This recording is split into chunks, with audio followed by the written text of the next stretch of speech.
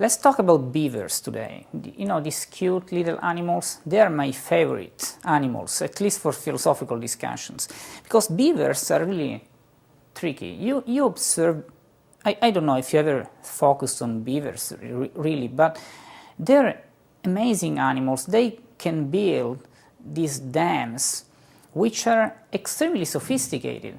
Apparently, I don't know if that's really true, I'm not an engineer or an architect, but apparently it took hundreds of years for us humans to really understand the technique, the rationale behind the beavers' ability to build dams. You know, they can build them differently according to the river, how much the currency, and they build their house, their home inside them.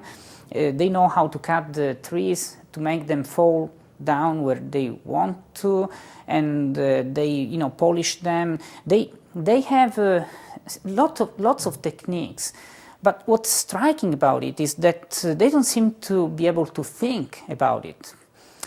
Well, that's for sure, of course. They don't have any kind. We cannot find a beaver history of architecture or engineering.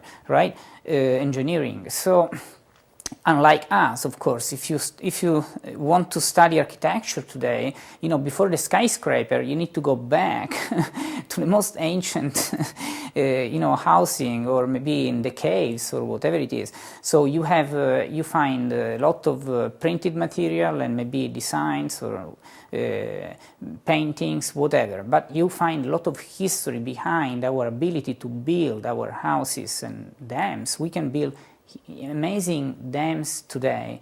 Beavers will never be able to do it.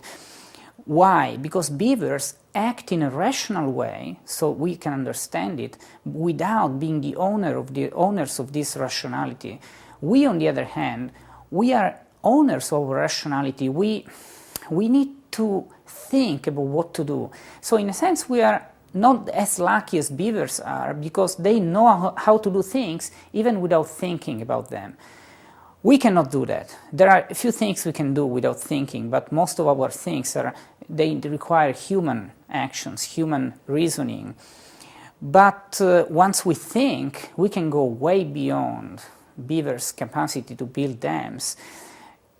Let's imagine what we would do if we were, or what a beaver would do if the beaver were human. Let's make a thought experiment. Let's say that we put an invisible cord just holding the one tree up, so that when the beaver cuts it, it doesn't fall down. So what do you think the beaver would do if after cutting the tree wouldn't fall down?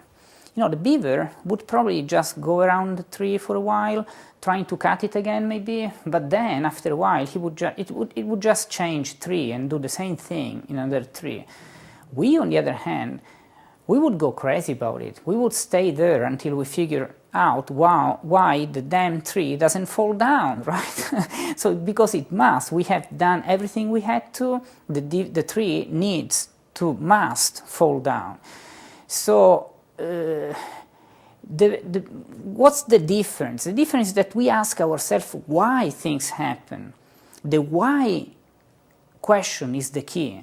The beaver cannot ask why. The beaver doesn't wonder why things happen in a certain way. We do. So when we face an action, we need to reason about what we are doing and make a decision about it. So this is what makes us human and intelligent, rational beings, unlike other animals who don't use reason as the principle of their actions. They act rationally, but they don't own their rationality.